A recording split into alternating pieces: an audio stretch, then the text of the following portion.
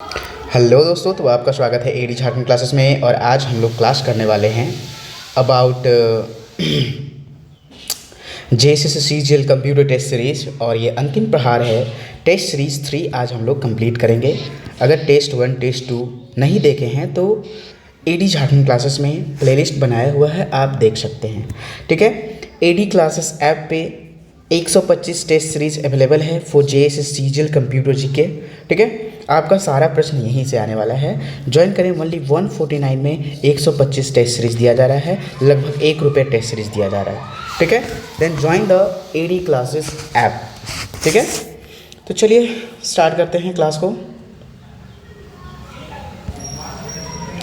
तो 20 प्रश्न है जेएसएस सीजीएल के लिए। पहला प्रश्न है, कंप्यूटर की मेन मेमोरी इस नाम से भी जानी जाती है। तो कंप्यूटर की मेन मेमोरी और किस नाम से जानी जाती है? तो प्राइमरी मेमोरी के नाम से जानी जाती है। ठीक है, नेक्स्ट है, अगला प्रश्न है, दूसरा नंबर प्रश्न। अस्थायी यानी कि टेम्पोररी रूप से टेक्स्ट और डाटा स्टोर करने के बाद में उन्हें किसी दूसरे लोकेशन में पोस्ट करने के लिए किसका प्रयोग किया जाता है? ठीक है, तो इसका सही आंसर हो जाएगा क्लिप बोर्ड। जैसे कि कॉपी और पेस्ट ऑपरेशंस के द्वारा एप्लीकेशंस या फिर डॉक्यूमेंट्स के मध्य ट्रांसफ़र करने या शॉर्ट टर्म्स डाटा स्टोरेज के लिए क्लिप बोर्ड का प्रयोग किया जाता है। समझ में आ गया ना? तो इसका प्रयोग किस लिए किया जाता है? Short time. पेन को थोड़ा सा पतला करता हूँ, तो शॉर्ट टाइम है ना, शॉर्ट टर्म डाटा स्टोरेज के लिए किसका हम लोग करते हैं? क्लिप बोर्ड का हम लोग प्रयोग करते हैं। ठीक है, नेक्स्ट, यूजर्स द्वारा डॉक्यूमेंट्स को दिया गया नाम क्या कहलाता है? कोई भी यूजर्स के द्वारा डॉक्यूमेंट्स को दिया गया नाम क्या कहलाता है? ठीक है, इसका सही आंसर क्या हो जाएगा भाई? ऑप्शन नंबर ये, फाइल नेम। जैसे कि मैंने कोई पीसी पे एक फ़ाइल लिखा जिसमें फ़ाइल है, ये झारखंड जीके का फाइल है और इसमें सारे झारखंड जीके, ये नागपुरी का फाइल है। तो ये सब क्या है? ये डॉक्यूमेंट्स का नाम होता है, फाइल नेम होता है। ठीक है, सिस्टम में सीपीयू। ठीक है, 4 नंबर प्रश्न, सीपीयू क्लॉक की स्पीड सामान्यतः व्यक्त की जाती है। तो सीपीयू क्लॉक की स्पीड, जो सीपीयू क्लॉक का स्पीड होता है ना, वो किस में व्यक्त किया जाता है? तो मेगाहर्ट्ज़ में इसको व्यक्त किया जाता है, मेगाहर्ट्ज़। ठीक है, अब हम लोग बात करेंगे कि क्लॉक स्पीड मेगाहर्ट्ज़ यानी कि M4 मेगा HZ यानी कि हर्ट्ज़ आवृत्ति। ठीक है, अब देखिए, मेगाहर्ट्ज़ कहें या फिर हम लोग बोल सकते हैं कि मिलियन पल्स प्रति सेकेंड, मिलियंस। ठीक है, पल्स पर सेकेंड। ठीक है, हम लोग ये चीज़ बोल सकते हैं। ठीक ना? गीगाहर्ट्ज़, गीगाहर्ट्ज़ अगर बात करें तो गीगाहर्ट्ज़ क्या होता है? यानी कि ये बिलियन ना, बिलियन होता है, बिलियन पल्स प्रति सेकेंड में मापी जाती है। मेगाहर्ट्ज़ और जो है ये क्या है? मेगाहर्ट्ज़ एक गीगाहर्ट्ज़ से अधिक क्लॉक स्पीड रन करते हैं। समझ में आ गया ना? चलिए हम लोग नेक्स्ट क्वेश्चन देखते हैं। 5 नंबर प्रश्न है, कंप्यूटर एक्सेस की सुविधा देने से पूर्व कंप्यूटर यूज़र नेम और पासवर्ड मैच करने के लिए वो जांच करता है। ठीक है, क्या जांच करता है भाई? तो इसका सही आंसर क्या हो जाएगा? Option number 4, database. ठीक है, 6 नंबर है, वह साइंस या टेक्नोलॉजी जो मनुष्य के समान बौद्धिक क्षमता वाले मशीनों का निर्माण करते हैं वो क्या कहलाते हैं? या फिर प्रयास करते हैं वो क्या कहलाते हैं? जल्दी बताएं, मैंने कल ही बताया है। तो ये आर्टिफिशियल इंटेलिजेंस यानी कि AI ना, AI आर्टिफिशियल इंटेलिजेंस, जैसा कि आजकल जो है रोबोट वगैरह में यूज़ होते हैं, जो मानव की तरह काम करता है। ठीक है, रोबोट। ठीक ना? तो चलिए आगे चलते हैं। तो आर्टिफिशियल एजेंसी जो है, यह जो तात्पर्य है कि मशीनों और या फिर सॉफ्टवेयर द्वारा प्रदर्शित किया जाता है बौद्धिक क्षमता को इसमें। ठीक है, बौद्धिक क्षमता को। नेक्स्ट 7 नंबर प्रश्न है, कंप्यूटर डाटा स्टोर को करने के लिए, कंप्यूटर डाटा स्टोर करने के लिए और कैलकुलेशन के कार्यों को निष्पादित करने के लिए नंबर सिस्टम यूज करते हैं। वो कौन सा नंबर सिस्टम होता है? तो देखिए, वो बाइनरी सिस्टम होता है। ठीक है, और बाइनरी सिस्टम को 2 नंबर से डिनोट किया जाता है। कौन कौन सा? 1 और 0, हमेशा याद रखिएगा, 1 और 0। 8 नंबर प्रश्न है, वह निर्दिष्ट उपकरण जिसका प्रयोग कंप्यूटर सिस्टम की फंक्शनलिटी यानी कि अभिलाक्षणिकता में वृद्धि करने के लिए किया जाता है, वह क्या कहा जाता है।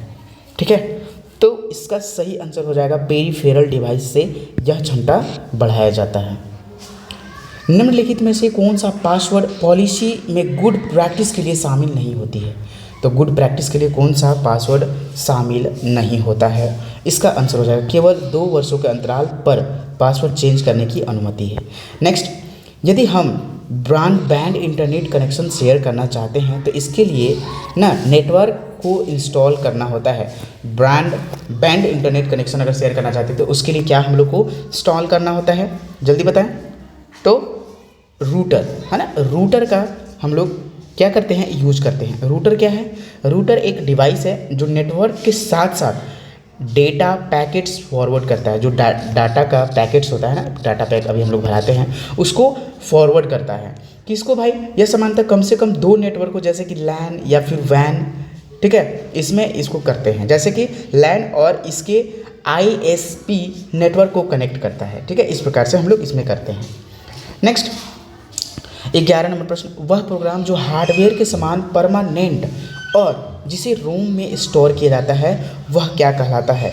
रोम में स्टोर किया जाता है ROM, read only memory, read only memory, read only memory. क्या होगा, रीड ओनली मेमोरी। चलिए नेक्स्ट चलते हैं। तो इसका सही आंसर क्या हो जाएगा 11 का।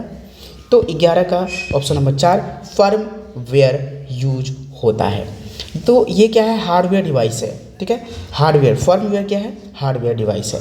कंप्यूटर की कॉमन मेमोरी रैम का अर्थ क्या होता है, तो random access memory, random access memory, random access memory, random access memory, random access memory. ठीक है, रैंडम एक्सेस मेमोरी इतना बार बोल ही देंगे कि आपको याद हो जाएगा। जैसे कि रैंडम एक्सेस मेमोरी जो है, और भी अगर इसके बारे में हम लोग जानें तो यह एक वॉलेटाइल मेमोरी है। ठीक है, जिसे कि इसे हम लोग कंप्यूटर मेमोरी भी कहते हैं। ठीक है, कंप्यूटर CM, कंप्यूटर मेमोरी भी इसे हम लोग कहते हैं। जैसे कि एक नॉन वॉलेटाइल मेमोरी होता है, कौन कौन, तो देखिए नॉन वॉलेटाइल मेमोरी होता है रोम, EPROM, इस प्रकार से होता है। ठीक है, रोम जो है नॉन वोलाटाइल है, EPROM नॉन वोलाटाइल है। ठीक है, इस प्रकार से फ्लैश मेमोरी, ये सब सारे हैं। ठीक है, नेक्स्ट, हार्ड डिस्क के सेकेंडरी स्टोरेज मीडिया से सॉफ्टवेयर प्रोग्राम की कॉपी करने की प्रक्रिया क्या कहलाती है। तो कॉपी करने की प्रक्रिया क्या कहलाती है, तो जैसे हम लोग कॉपी कर रहे हैं, ठीक है, तो उस प्रक्रिया को हम लोग क्या बोलेंगे, तो कॉन्फ़िगरेशन, कॉन्फ़िगरेशन, कॉन्फ़िगरेशन। ठीक है, ये हम लोग बोलेंगे। 14 नंबर प्रश्न है, फाइलों को एक मशीन से दूसरे मशीन के ट्रांसफ़र करने के लिए निम्नलिखित में से TCP/IP प्रोटोकॉल्स का प्रयोग किया जाता है।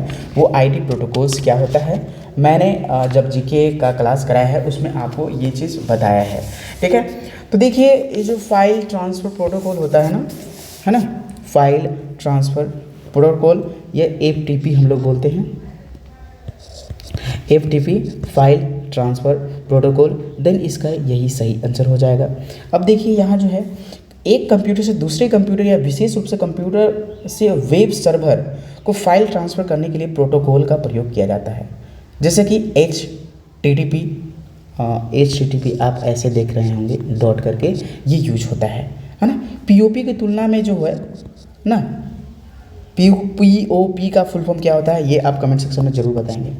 ठीक है, तो POP की तुलना में FTP की स्पीड काफ़ी अधिक होती है। नेक्स्ट, इंटीग्रेटेड सर्किट क्या होता है भाई, इंटीग्रेटेड सर्किट, तो यह क्या है, छोटी सिलिकॉन चिपों पर गड़ी हुई रहती है। अब देखिए ये जो है IC, तो इसे इंटीग्रेटेड सर्किट के नाम से भी जाना जाता है। ठीक है, चलिए, वायरस का विस्तारित रूप क्या होता है, वायरस का विस्तारित, तो इसका फुल फॉर्म क्या होता है, vital information resource under seize, vital information resource under seize. ठीक है, चलिए, ये वायरस जो है क्या करता है, कंप्यूटर को जो भी डेटा रहता है उसको क्रैश करके ये अपना प्रभाव डाल देता है, जिसके कारण कंप्यूटर कभी हैंग कर जाता है।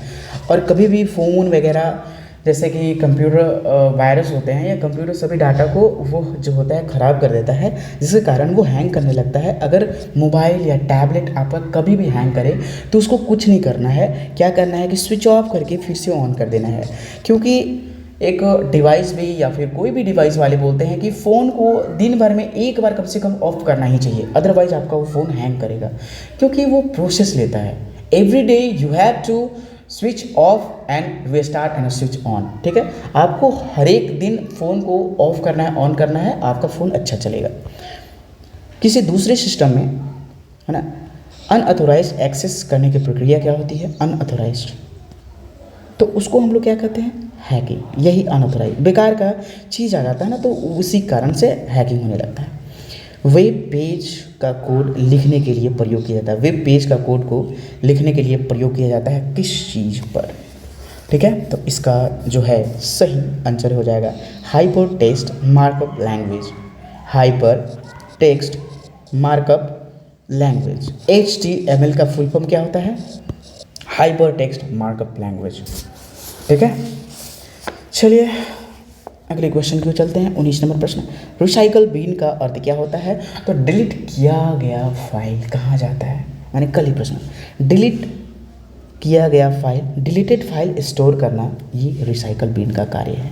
ठीक है, तो रिसाइकल बिन काम करता है। 20 नंबर प्रश्न है और ये लास्ट प्रश्न है, निम्नलिखित में से कौन सा इनपुट डिवाइस नहीं है? इनपुट डिवाइस नहीं है, जल्दी बताएं कि इनपुट डिवाइस क्या नहीं है। माउस भी इनपुट डिवाइस है, ठीक है या नहीं? जल्दी बताइए। टच पैड, ठीक है, कीबोर्ड, ऑप्टिकल स्कैनर, ये सब इनपुट डिवाइस है, ठीक है। और आपका ये माउस आउटपुट हो जाता है, ठीक है। माउस पैड का बात कर रहा है, ठीक है।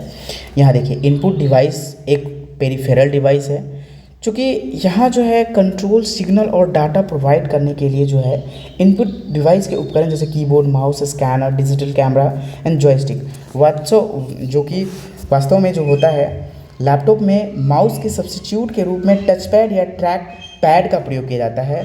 और यह स्क्रीन टच डिस्प्ले भी एक जो है इनपुट डिवाइस भी होता है, ठीक है। तो चलिए दोस्तों, यहाँ आपका जो है क्लास समाप्त हुआ। और ये क्लास आपको कैसा लगा? अच्छा लगा तो कमेंट सेक्शन में जरूर करेंगे और इस चैनल के साथ अवश्य जुड़ेंगे, क्योंकि जो है सारे जो क्वेश्चन कराए जा रहे हैं बहुत ही बेहतरीन क्वेश्चन कराए जा रहे हैं, ठीक है। चलिए, धन्यवाद वॉचिंग फॉर दिस वीडियो। जय हिंद, जय भारत।